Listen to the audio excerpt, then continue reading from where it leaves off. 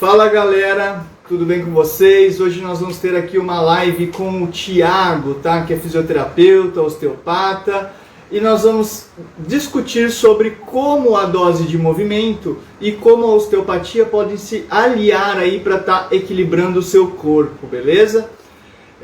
Eu vou esperar aqui o pessoal entrar porque a gente já está tentando entrar na live, mas o Instagram está com alguns piripaques aqui.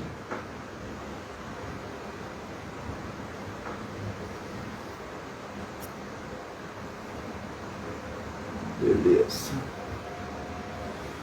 Vamos lá, vou mandar a solicitação novamente para o Thiago.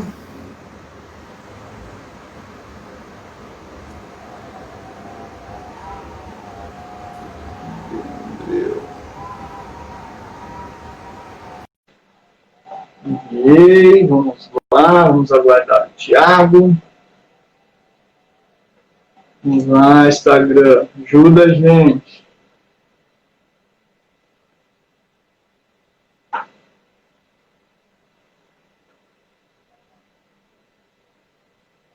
Vamos lá, vamos aguardar. Ti, mandei a solicitação aí. Vamos ver aqui, vou tentar enviar então para o seu outro perfil. Vamos lá.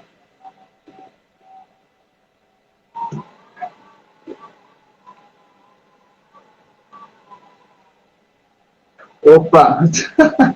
Ele trocou de perfil. Aê! Olha! Dificuldade essa tecnologia, cara. A dificuldade está na pecinha aqui atrás. É nada. Ele caiu aqui o Instagram. Eu acho que foi erro do Instagram, não foi nem nosso, viu? Não, menos mal, me sinto mais tecnológico quando o erro não é meu, pelo menos.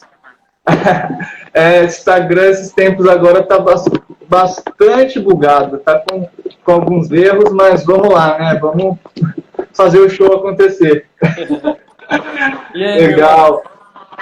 E aí, como que está? Tranquilo? Tô ótimo. Bem demais. Acabei agora esse atendimento. Que bom que deu certo, né, nossa live. A gente já tá falando disso aí há bastante tempo, né?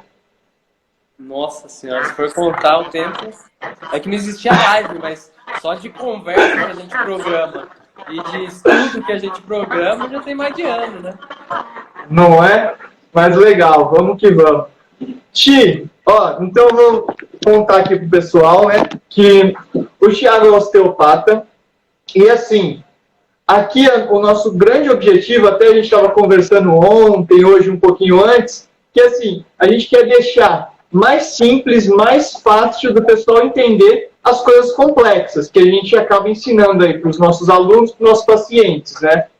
E até falou que esses temas são complicados de entrar a fundo e tal, mas esse é o grande desafio aqui da dose de movimento, do programa meu e da Marcela, para a gente conseguir colocar aí essas coisas complicadas, complexas, fáceis para as pessoas entenderem e aplicar aí no dia a dia delas, né?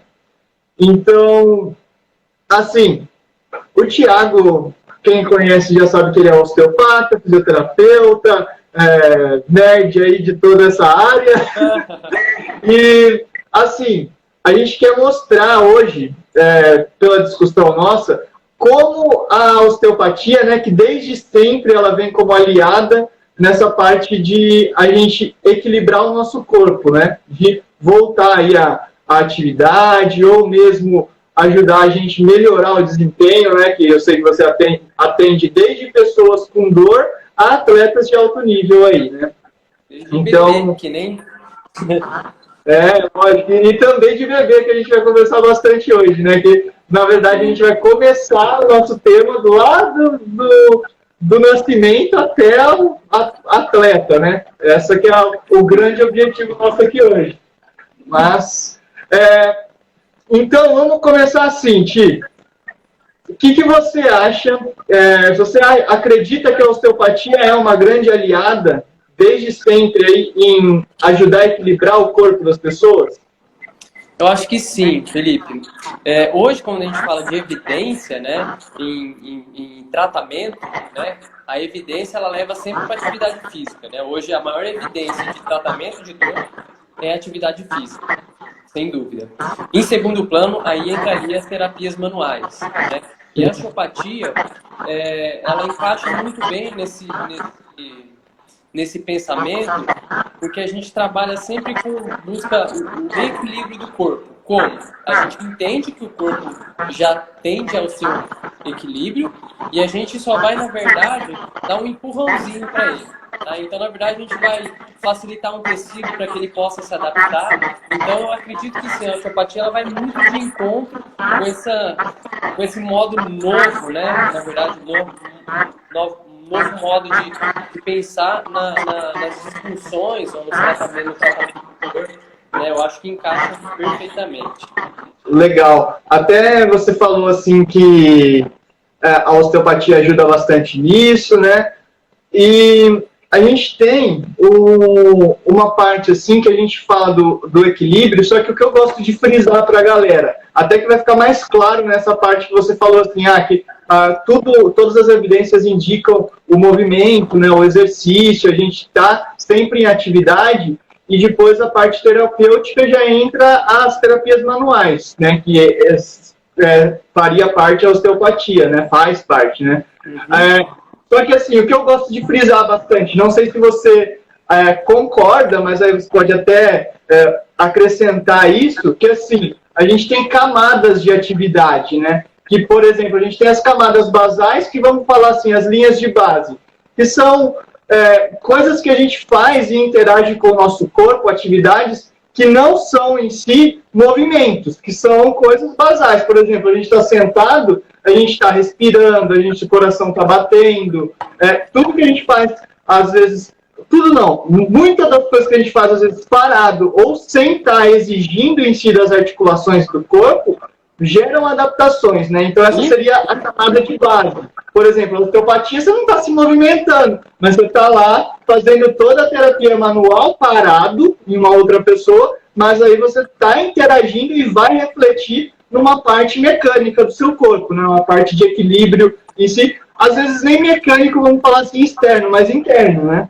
Como a gente sabe aí da osteopatia visceral e toda a outra parte, né? Então, eu acredito assim, que tem essa primeira camada. Aí a segunda camada, que a gente fala, que é o que a dose de movimento aqui que eu e a Marcela focamos, ela trabalha, que é essa parte de movimentação. Que aí vem os movimentos naturais, o desenvolvimento do ser humano, que é, tipo, você conseguir andar, conseguir engatinhar, conseguir escalar alguma coisa, fazer movimentos básicos. E a partir desses movimentos, que aí a gente consegue entrar na terceira camada, que aí seria uma camada de atividade física, vamos dizer assim, já de condicionamento, da gente treinar em si esses movimentos e evoluir força, potência, agilidade, né? Não sei se você acha que tem assim, coerência essa questão dessas camadas?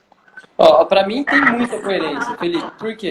Porque quando a gente está falando em aprendizado motor, ele também tem fases, né? Que seriam camadas. Então a gente tem fase do movimento reflexo, a fase do movimento rudimentar. E dentro disso tudo, você vai ter o quê? Aprendizado motores, para você acessar determinados grupos musculares para poder realizar movimentos.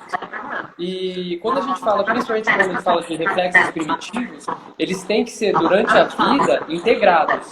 Né? Quando eles não são integrados, você já tem um baita controle, né? Uma baita coordenação futura. E aí tornam pessoas que são incapazes de realizar movimentos com uma determinada coordenação. E aí ela começa a desenvolver uma série de problemas musculares, porque treina, porque falou que é saudável fazer musculação. É saudável fazer musculação. Mas, como você disse, você tem camadas até chegar na musculação, né? Porque não adianta, eu vou frisar aqui, né, que eu falo, até falei nas outras lives aqui, eu sempre falo, não adianta a gente trabalhar em uma camada só, uma vai complementar a outra, todas são integradas, nosso corpo não depende só de uma coisa. Né? Perfeito. Porque, é o que eu falei, a gente tem uma linha de base, a partir dessa linha de base é que nem um prédio, a gente tem lá a parte de estrutura lá, que é a base dele, que vai fazer o prédio ficar em pé lá, fazer o prédio ficar reto, aí depois a gente vem com a estrutura de fora, aí a estrutura interna, vem cimento, concreto, metal, e aí sim vai subindo, né? Vamos pensar assim, se for a mesma ideia, a linha de base é o que vai sustentar. Depois vem as outras partes ali, que são as partes necessárias para começar a subir esse prédio. E depois vem o fortalecimento, parte de potência, força, agilidade, as outras capacidades, né? Que aí vai conseguir fazer esse prédio ficar maior, deixar ele já grande. Seguro.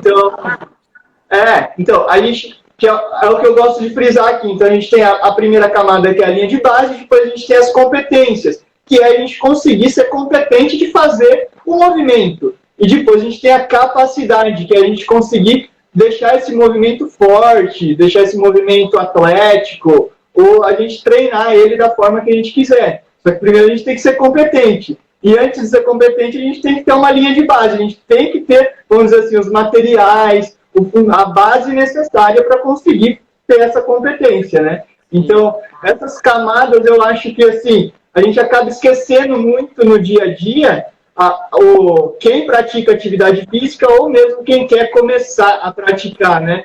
E assim, e da forma que a gente vem trabalhando aqui, a gente sempre conversa, eu vejo que quando eu falo com algum cliente meu, ou mesmo com algum paciente aí que a gente troca ou conversa, eles acham isso extraordinário. Eles falam, nossa, como que eu nunca pensei nisso, né? Como que, nossa, ninguém me falou disso? Ponto, né?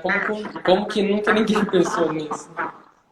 Então, tipo, porque a pessoa fala assim, nossa, eu fiquei tanto tempo e nunca aprendi isso, né?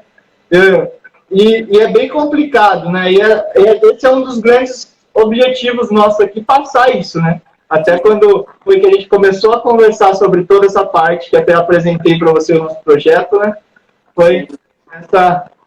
Então, vamos lá. Dentro da osteopatia, a gente tem uma grande parte de estudo, falando assim, nessa parte de linha de base, né, que vai influenciar nessa parte do nosso movimento, que é a questão da tensibilidade, que a gente veio aqui hoje trocar uma ideia sobre isso.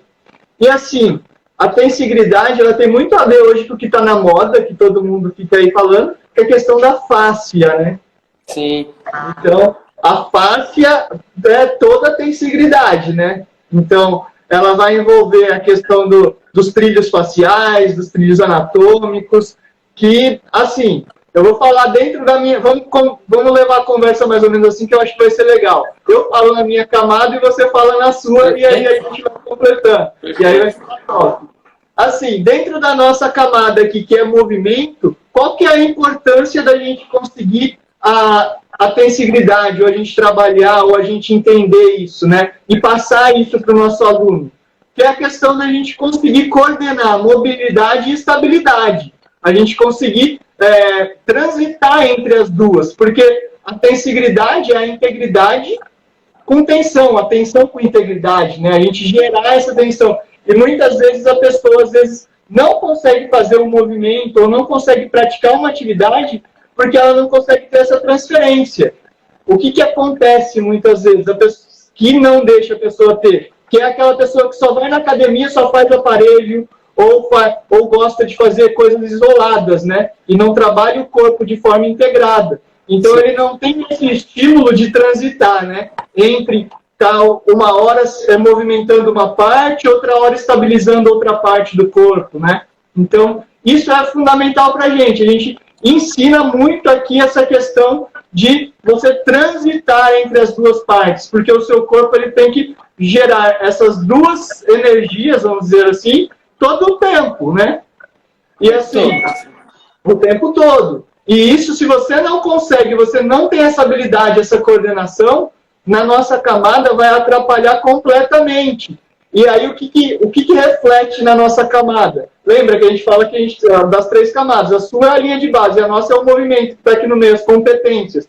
Quando a pessoa vai trabalhar a capacidade aqui, treinar potência, explosão, força, se ela não consegue trabalhar dessa forma integrada, transitando, com certeza, ou ela vai ter uma queda, ou ela vai ter aí um problema que às vezes pode levar a lesão, pode fazer ela parar de treinar, parar de trabalhar essa capacidade física, né? Sim. Então, principalmente é isso que a gente gosta aqui, tenta passar para o pessoal, gosta de explicar, né, e tenta passar para o pessoal sobre essa questão da tensigridade para a gente na nossa camada. E dentro da sua camada, qual que é o grande X aí? Que aquela vez até eu postei sobre tensigridade e você falou, nossa, cara, alguém precisava falar disso, porque tá pedindo. E na verdade, Felipe, exatamente, a gente tá em camada diferente, mas hoje a gente está mais ou menos na mesma camada.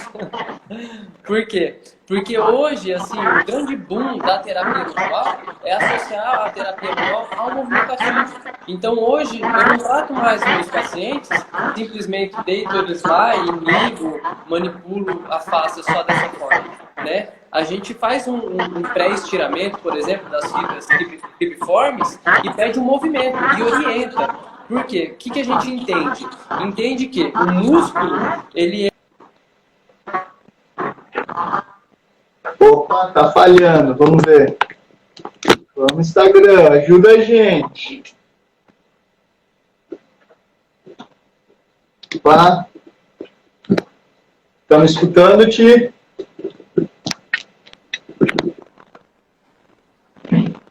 Ixi. Opa, voltou? Voltamos. Onde parou? Você estava falando do músculo e acho melhor a gente recomeçar essa parte de novo para não ficar perdido. Okay.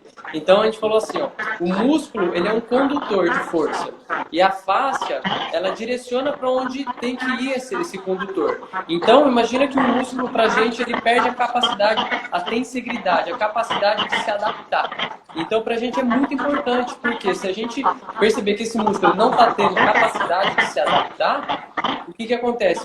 Das duas uma, ou ele vai gerar uma instabilidade ou por proteção ele vai espasmar.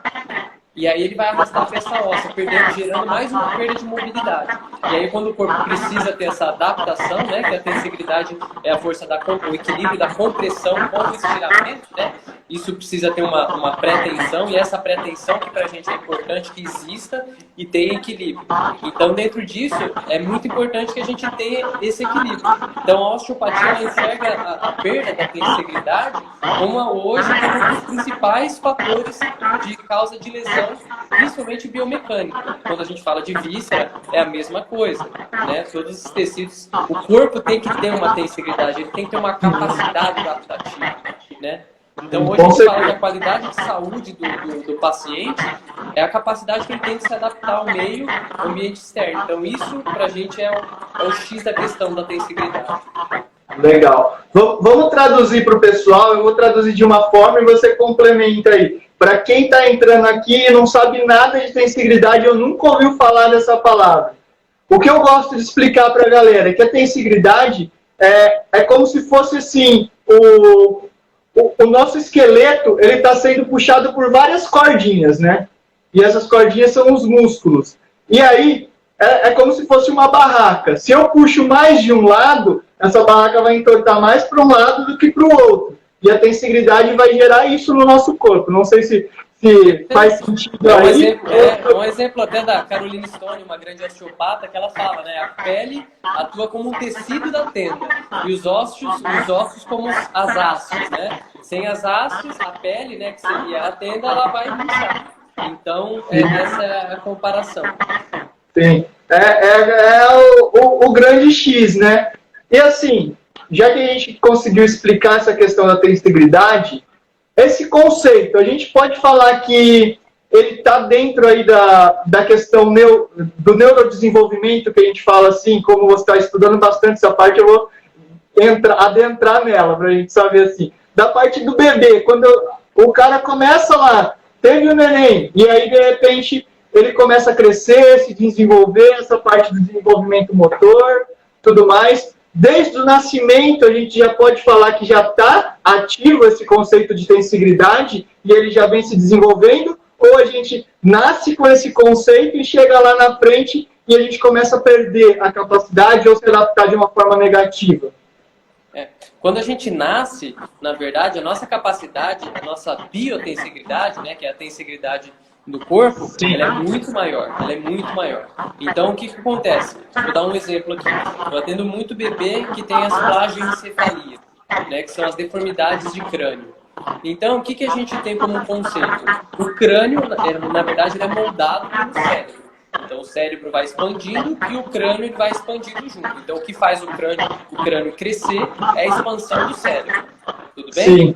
Imagina que esse crânio tem uma perda de tensibilidade numa sutura, por exemplo. Ele tem uma fixação numa sutura. O que vai acontecer? Aquela região, ela não vai crescer. E aí, as regiões que têm mais plasticidade vão crescer. O que isso vai gerar? Uma deformidade. Então, quando a gente pega um bebê, por exemplo, ele pode sim ter uma perda de tensibilidade, uma perda de função dessa função, e é isso que a gente vai trabalhar, para que a gente possa devolver essa mobilidade para que o bebê possa expandir de forma igual em todos os lados do crânio.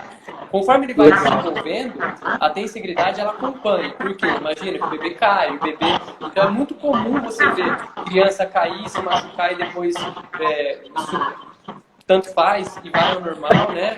Sara, né? E vai que vai. E depois que a gente vai ficando velho, né? Cada caidinha é uma semana para recuperar, né? O que eu gosto sempre de falar, ou pro pai ou pra mãe de uma criança, eu falo assim, ó, finge que não viu que não vai chorar.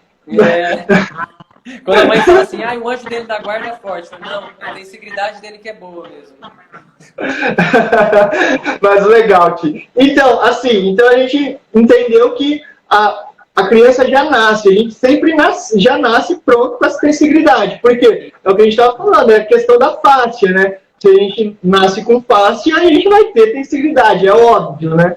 Isso é uma coisa já que não tem nem como a gente negar. Só que na questão, assim, da gente pensar uma pessoa saudável, através dos estudos, por exemplo, você já percebeu se ao longo do tempo a gente vai se adaptando ao meio, à nossa vida cotidiana, de uma forma saudável ou negativa nessa questão da pensilidade aí, nessa questão de evolução? Por exemplo, a criança nasce com a face ok, com toda a parte da pensilidade tranquilo, vai crescendo, se desenvolvendo, chega ali na fase de adolescente, vida adulta, e aí, o que vai acontecendo nesses meios, pelo aí que você tem visto? Tá. Felipe, primeiro a gente tem que entender que a fáscia, eu vou falar de fáscia porque fáscia é tensigridade. Não tem como. Na verdade, é o que a gente tinha explicado lá, né? A gente tem a questão do músculo, mas hoje a gente sabe que todo músculo, desde externo e internamente, está envolvido em fáscia, né? Tem que dizer que até fala que se a fáscia não existisse, o músculo seria só carne moída, né? Tem então, dizer... aí assim, se a gente está falando da tensigridade, e a gente explicou, né, que a tensigridade é a questão dos ossos e das cordas que seguram esses ossos, que são os músculos, e os músculos são segurados pela fáscia, então a gente vai ter que falar da fáscia, não tem jeito. E aí eu vou mais um pouquinho à frente. E quem coordena a fáscia, tanto a pré-tensão quanto a resposta dela, é o sistema nervoso autonômico simpático. Tudo bem? Sim. Então vamos relacionar isso tudo ao que você me perguntou, do meio. Então, a pessoa ela nasce com uma fáscia saudável, teoricamente, sem nenhum tipo de comprometimento. Só que imagina assim, o nosso sistema nervoso simpático, ele é desenvolvido mais desenvolvido um pouco depois do parasimpático. Então a gente nasce totalmente parasimpático. Tá? Então a nossa face, teoricamente, de início era um pouco mais hipotônica. E depois a gente vai começando a ter a tonicidade real do sistema. Ti, só vamos deixar assim porque pra gente faz muito sentido, mas pra galera, vamos só deixar claro aí. Qual que é a diferença do simpático pro parasimpático? Okay, só pra dar um exemplo. Esses toques aí, porque eu não tô acostumado, eu vou... Vamos lá. É que lembra que eu te falei? O nosso objetivo aqui é deixar fácil pra galera. Então, se você for adentrando assim, eu vou te ajudando pra gente ir entrando numa parte aí de entendimento.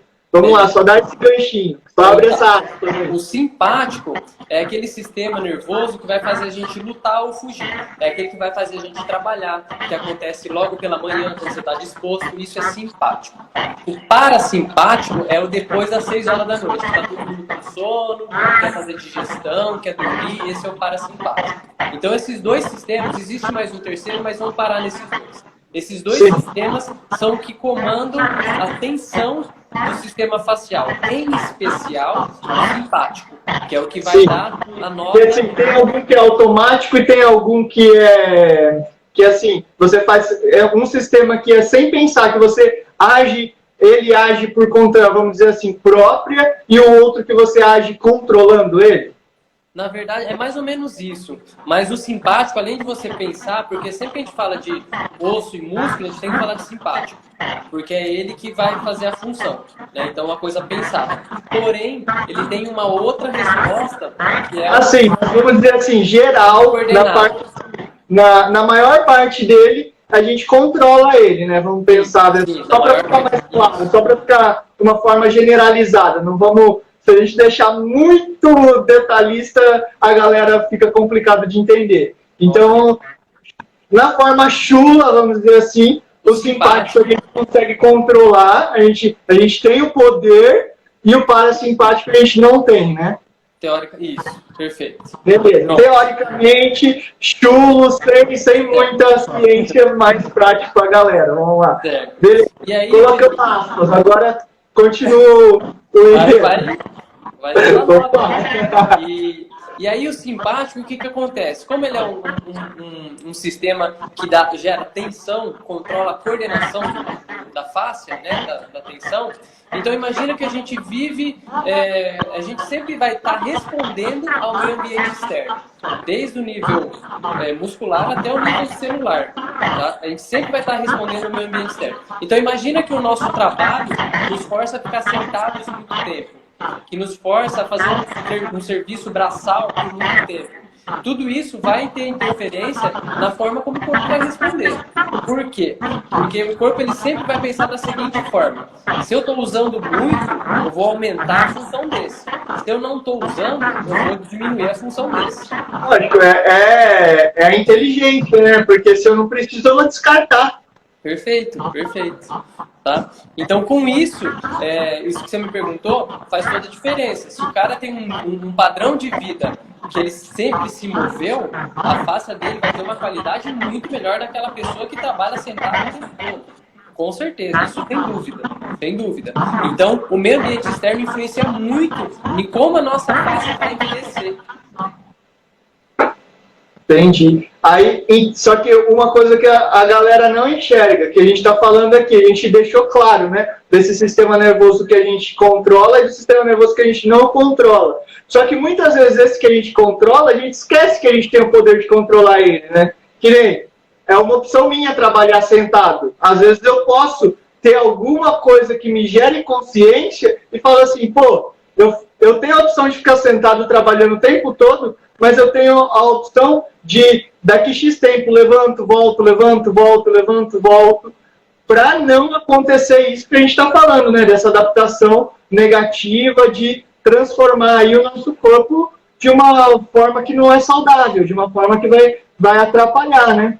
Sim, perfeito. E imagina que assim, quando a gente está falando da tensigridade, o que é? Então, se eu ofereço uma pressão aqui, por exemplo, o corpo inteiro vai tentar amenizar essa pressão.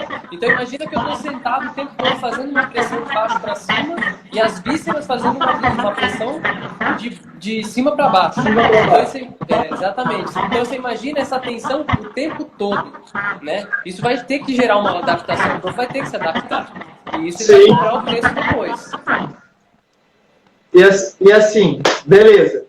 Entrou nessa questão. O corpo vai se adaptar a isso.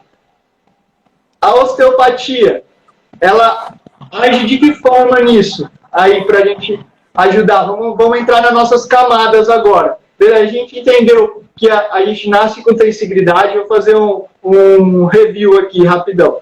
A gente entendeu que a gente nasce com tensigridade e a tensigridade é importante para o nosso movimento, para a gente ter coordenação dele, transferência de energia, de força, né? Isso vai ajudar a gente a se movimentar melhor.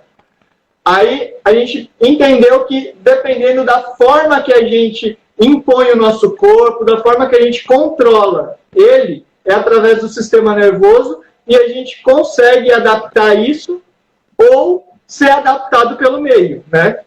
Perfeito. E aí, beleza. a partir do momento que a gente tem a opção de ser adaptado ou se adaptar ao meio. Como a osteopatia vai agir nessa linha de base, nessa camada de base, e aí depois eu falo da nossa parte aqui, da nossa camada de competência. Vamos lá. Perfeito. A osteopatia, ela vai começar primeiro tentando, sempre quando a gente vai trabalhar o corpo, a gente tenta trabalhar, como você falou, em camadas, a gente entende como hierarquias. Sim. Então, sempre quando a gente vai chegar num tecido, a gente tem que descascar a cebola, né? Então, como é que a osteopatia vai trabalhar nisso? A gente vai trabalhar vindo desde o sistema nervoso, tentando tratar esse sistema nervoso, regulando ele. E uma das formas, na verdade, a única forma de tratar, de reequilibrar esse sistema nervoso autonômico é o exercício. Não existe outro. Não existe outro. É exercício e alimentação. É a base. Não tem como fugir disso.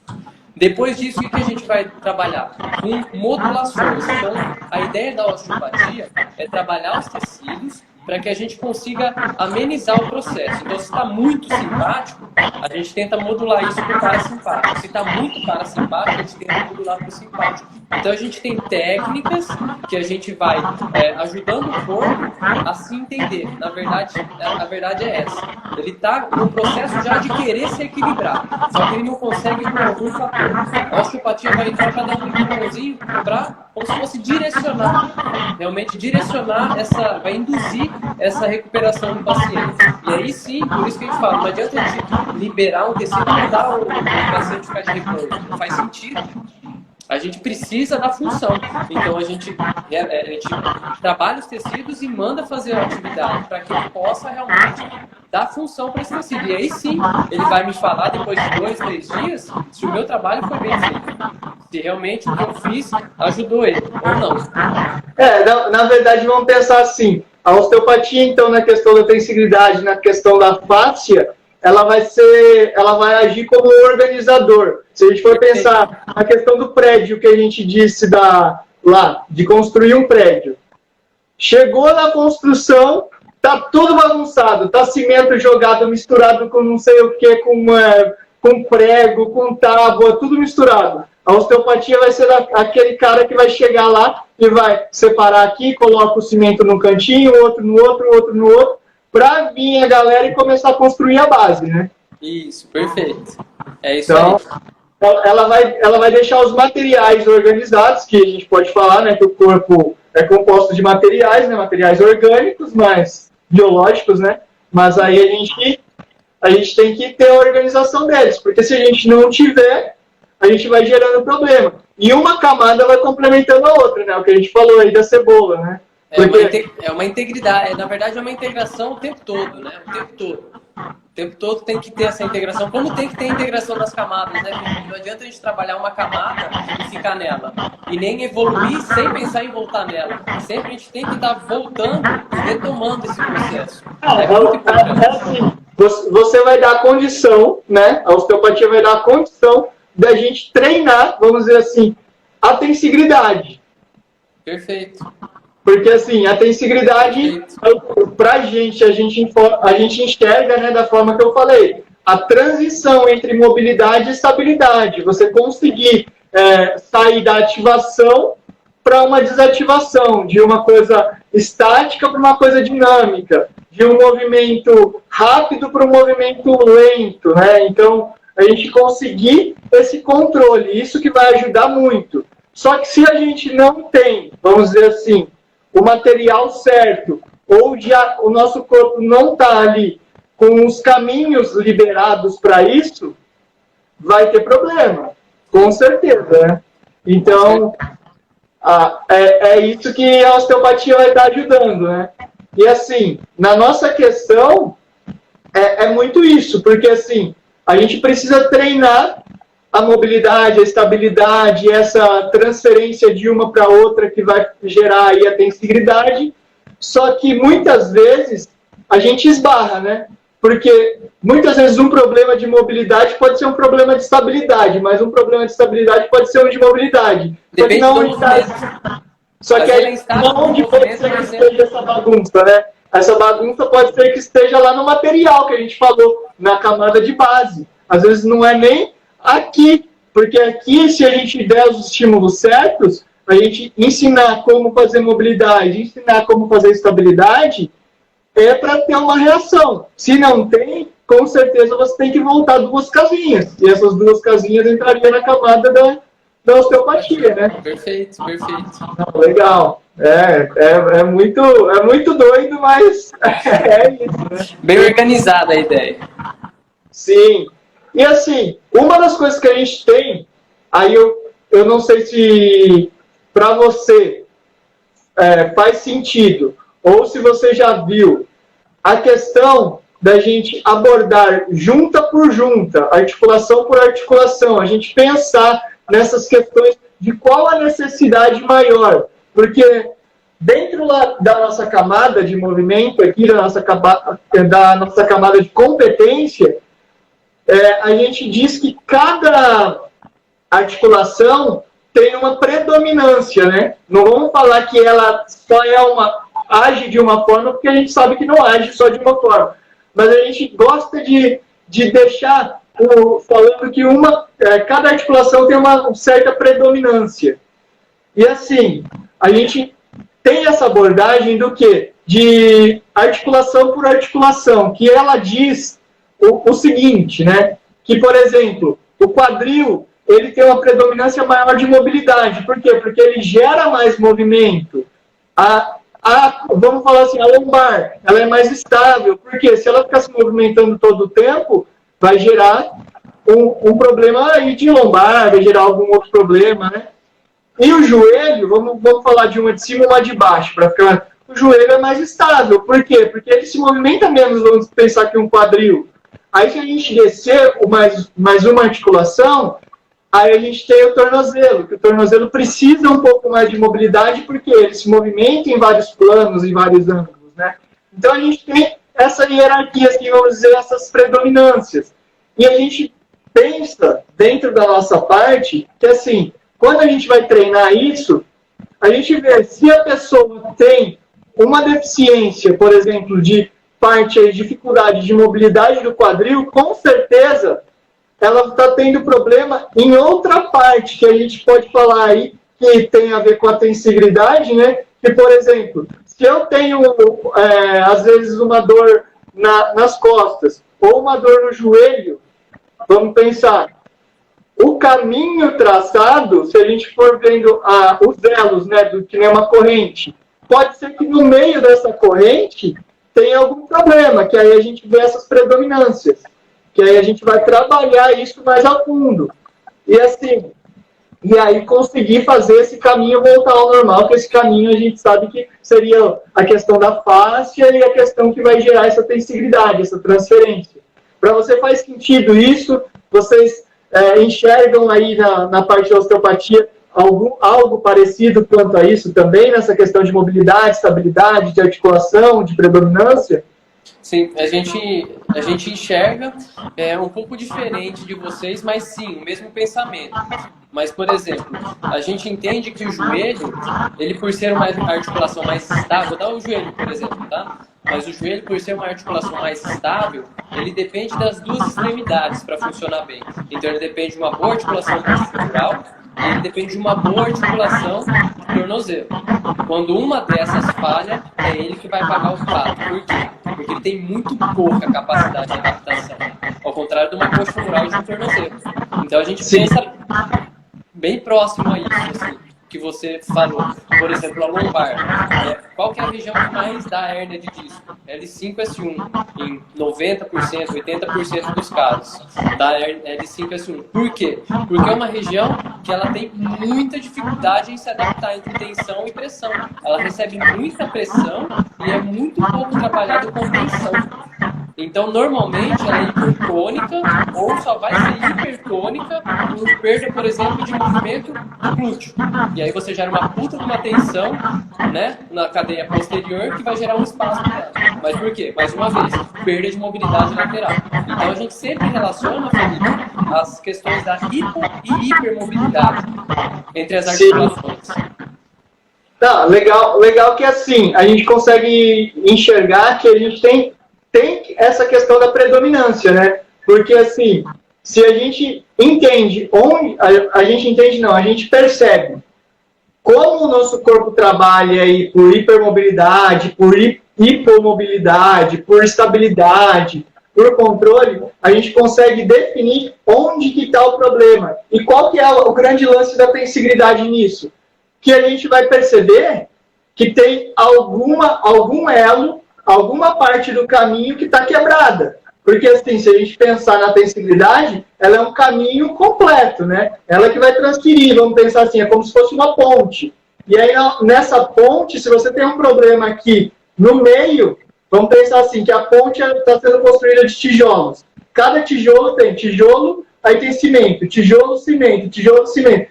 Se a gente percebe que tem 2 tijolos e não tem cimento, é na onde a gente percebe que está o problema e essa ponte não vai sustentar, né? E aí a gente pode falar que isso é igual no corpo. Porque se uma articulação não está fazendo o papel dela, pode ser que ela está gerando outro problema em outro lado, que aí a gente percebe isso por esse conceito da tensigridade, vamos dizer, que a gente enxerga que tem um caminho aí que não está dando certo, e aí a gente consegue trabalhar isso, né, em conjunto, porque quando a gente fala dessa forma, a questão de face, a questão de elo fraco, a gente não pode falar que a gente vai trabalhar em uma camada isolada, né, uma parte isolada.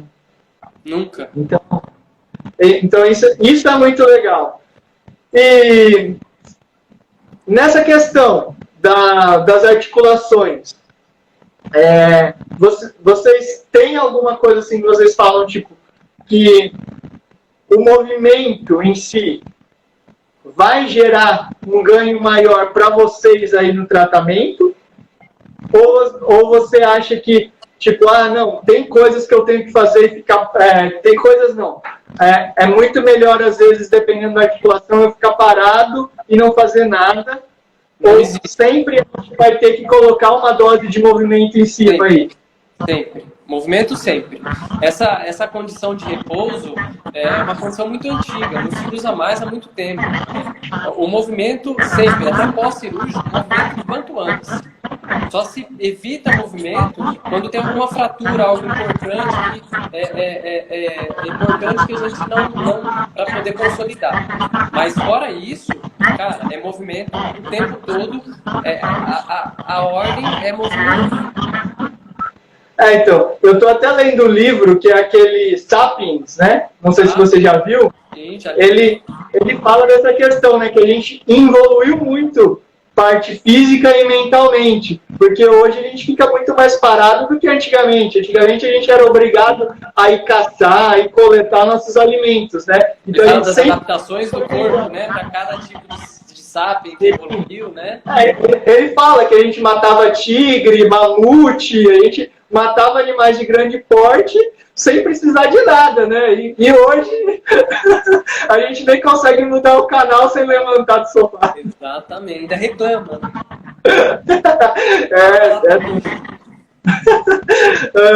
Mas, então, pensando nessa parte que você falou do... Como fala?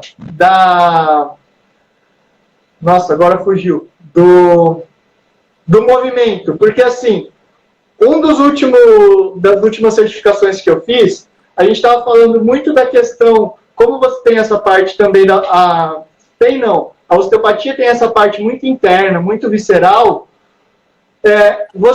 Hoje em dia, qual a preocupação, por exemplo, de uma pessoa que tem alguma deformidade óssea, ou, por exemplo, algo anatômico, vamos dizer assim, alguma diferença, alguma estrutura que esteja, por exemplo, você falou de hérnia, bico de papagaio, ou, sei lá, qualquer coisa que seja óssea, aí, qualquer coisa que seja muscular. Hoje, você acha, com a ciência, com tudo que vocês viram aí da osteopatia, que isso pode ser um gerador de lesão? Ou, muito mais, às vezes, isso é um fator da idade, do envelhecimento dessa questão óssea, que às vezes a pessoa até tem, nunca soube, nunca sentiu, porque é uma pessoa ativa e se movimenta bastante. Você acha que tudo é por causa das deformidades anatômicas? Ou, tipo, as deformidades anatômicas às vezes estão lá e a pessoa nem sente? existem as duas coisas, Felipe. Lógico, quando a gente vai envelhecendo, a gente vai gerando deformidades. Como eu te disse, a gente tem um padrão de vida que, independente, quando a gente não tem todas as competências de movimento, a gente sempre vai sobrecarregar um tecido ou outro. E isso vai gerando um desequilíbrio, né? Não tem como a gente falar que isso não vai gerar deformidade. Ponto. Isso existe. E interfere, sim, na questão de informação. Então, imagina que uma articulação, ela manda muita informação para o sistema nervoso central. Se aquilo tiver em deformidade e mandando muita informação, pode ser que aquilo doa, sim. Mas nem sempre. Tem um estudo que foi feito em 2018. Eles pegaram pessoas, assim, tem dor no ombro? Não tenho dor no ombro, vamos fazer uma ressonância. Acharam tudo que você pode imaginar. Artrose, ombro congelado, ruptura total de ligamento. E a pessoa não tinha dor. E aí fizeram a mesma coisa de joelho e fizeram a mesma coisa de coluna. E nenhuma dessas pessoas tinham dor. E estavam lá com as deformidades instaladas há muito tempo. Então, o conceito que se chegou hoje, em questão, vamos falar de dor, é que só a deformidade, ela não é suficiente para gerar dor. Você precisa de mais informações para estimular aquele sistema nervoso central a perceber, né? A percepção da dor, a experiência da dor. Então, assim, a deformidade ela é importante. Eu não sei se o estudo citava isso, mas eu vejo hoje, com todas as minhas experiências, com tudo que eu já li, com tudo que eu já vi, que muito do que é o causador, a maior parte das vezes é o desequilíbrio, né? O desequilíbrio dessas competências, o desequilíbrio da questão material, né? Com certeza. A gente tem uma máxima dentro da osteopatia que a gente fala: a estrutura governa a função. Porém, se a função for alterada, você vai deformar a estrutura. Então a gente tem essa relação muito próxima entre estrutura e função. Para a gente é muito importante. Legal. O que eu estava falando da minha última certificação aí, o que acontece? Que foi apresentado um artigo para a gente que, assim, você me falou desse artigo que os caras fizeram várias ressonâncias em partes diferentes, né? Só que na nossa certificação eles mostraram que os caras faziam assim: você tem dor nesse ombro? Beleza. Vamos ver o que tem nele. Fazia ressonância, dava uma coisa. O cara fazia no outro ombro que o cara não tinha nada, tinha a mesma coisa. Às vezes tinha até pior. Entendeu? Então, isso é um fator que a gente percebeu. É um fator que a gente percebeu, né? Que, às vezes, não é por causa de uma deformidade, ou, não, que aconteceu tal coisa, que eu fiquei torto. Às vezes, a tortura não tem nada a ver com o desequilíbrio, né? E é o desequilíbrio, muitas vezes, que vai gerar o problema. Sim, com certeza.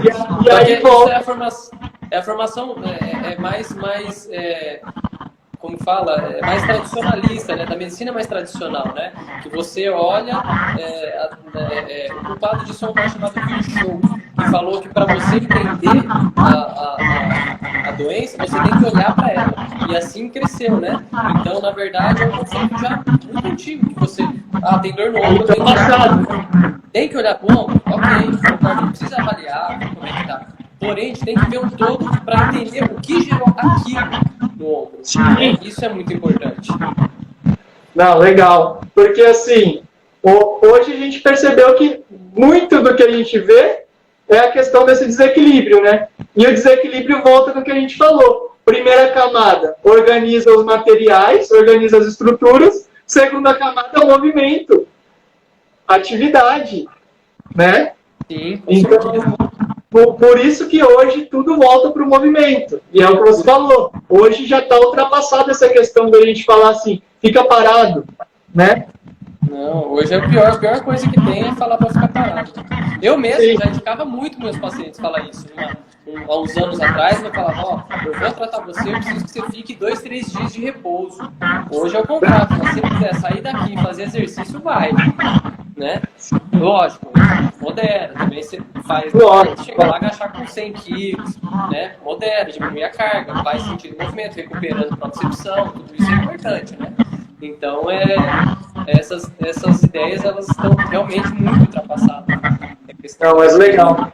Porque tem muita gente que ainda tem essa crença de que o lugar é o problema, né? É porque eu tenho um bico de papagaio, um bico de corvo, um bico de dinossauro, tá lá no osso dela, só que ela fala, é por isso que eu tenho a dor. Só que às vezes não. Às vezes a pessoa está lá com o maior desequilíbrio possível no quadril, maior desequilíbrio possível no resto do corpo, e aí ela fala que a culpada é aquilo, né? Exatamente. Mas isso é a informação que recebe. Então, é o que a gente fala muito da informação, né, Felipe? Então, às vezes o cara chegou lá, foi num doutor, o cara falou assim, você não pode fazer flexão de tronco. Se você fizer flexão de tronco, você tá perdido, você vai ter dor. Então, aquilo já entrou para ele, ele já tem medo. O medo, ele já é de coordenação. A hora que ele vai fazer o movimento, ele já vai fazer totalmente incoordenado. Vai dar besteira, com certeza. Então, essa crença do... Aí é por isso que é legal a gente entrar na nossa parte, né? Que a gente está aqui para isso, né? Mostrar como a osteopatia vai conscientizar quanto a isso, mostrando estudos, aí mostrando a parte da ciência, dessa parte, vamos dizer assim, mais atualizada, não essa parte que já foi ultrapassada, né? Ciência atual. E também a gente, nessa questão de movimento, de conscientizar essa parte de propriocepção, da parte aí neural adaptativa que a gente quer falar, né? E na parte aí de mostrar as suas competências, as suas capacidades, mostrar que às vezes a pessoa consegue fazer e não é para ela ficar com medo disso, né? Que é o que você falou, que vem muito do medo, né? Sim, e o medo já é de coordenação. É só a gente falar do jogador de futebol. Treina 200 pênaltis por dia. A hora que tá na Copa do Mundo, isola a bola. O que é aquilo? Não é? Pressão, né? Quem coordena, porque quem controla, lembra que ele falou, quem controla a face, a tensibilidade, o sistema simpático. Se você tiver com ele muito ativo, você vai passar do ponto na hora do ar, né? Então, é exatamente isso, entra muito nisso. Mas legal. Tia, eu acho que a gente já está começando a entrar na questão da dor, e eu acho que a gente poderia marcar uma outra live outro dia sobre dor. O que você acha? Sim, vamos. Hoje foi super produtivo aqui, hein? Nossa, legal, a gente... Eu não sei você, mas eu achei que a gente conseguiu traduzir bem aí essa questão que era bem complicada. Quem assistir isso daqui vai ter bastante conteúdo, vai ter aí uma coisa bem de qualidade para conseguir estar agregando no dia a dia dele e às vezes até ajudando aí a evitar erros possíveis, né? De estar falando assim, putz, estou ficando muito sentado. Nossa, não, eu tenho condições de mudar isso, porque eu aprendi que meu sistema nervoso é eu que controlo nessa parte, né? Então, eu acho bem legal isso. Eu acho que a gente já está chegando no final, porque o tempo também já está dando da live. Tem mais alguma coisa que você gostaria de acrescentar aí agora, nesse final? Não, cara, eu acho que na verdade são provocações, né? A gente tem que sempre perguntar o porquê das coisas, né? Não aceitar simplesmente e ficar ok, né? A gente está sempre perguntando por quê. Por que eu tô com isso? O que me gerou isso? Né? Até achar alguma coisa que seja satisfatória para você. Se a explicação daquela pessoa...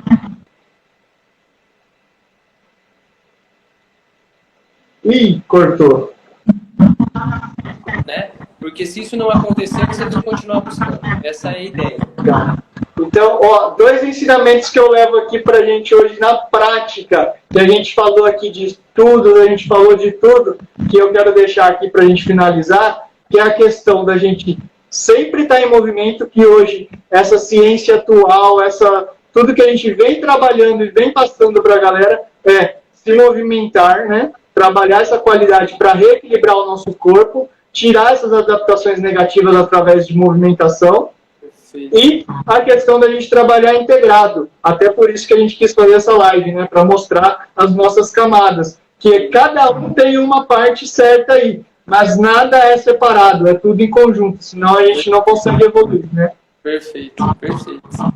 Beleza? Acho que foi super produtivo hoje. Espero que vocês essa live de dor e vamos que vamos, hein? Demorou, vamos que vamos. Abraço, falou, valeu, meu irmão. Obrigado pelo convite aí. Opa. Vamos fazer mais dessas aí. Com certeza, tamo junto. Um abraço. Abraço.